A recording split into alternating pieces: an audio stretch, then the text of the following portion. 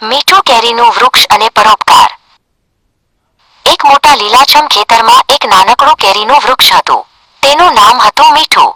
મીઠુંની કેરીઓ ખૂબ જ સ્વાદિષ્ટ અને રસદાર હતી.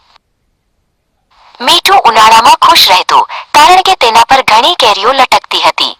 તે પોતાના ફળો ક્યારેય ખાતું નહીં, પણ બીજાને જોઈને રાજી થતું. ગામના બધા બાળકો મીઠું પાસે રમવા આવતા.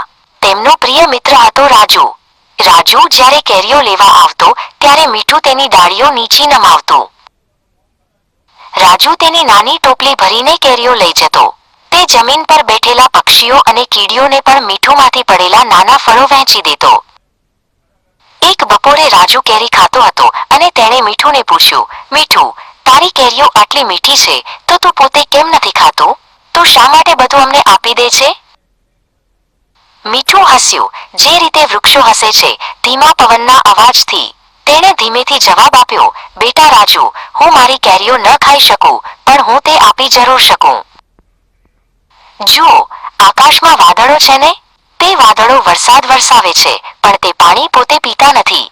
તે ધરતીને આપે છે, જેથી આપણને અનાજ મળે.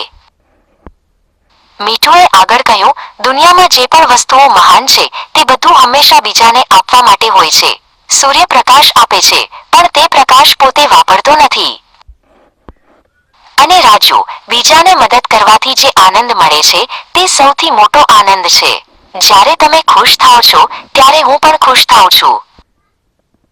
રાજુએ મીઠુને વચન આપ્યું કે તે પણ હંમેશા બીજાની મદદ કરશે. તે સમજી ગયો કે પરોપકાર એ જ જીવનની સૌથી સુંદર મીઠાશ છે.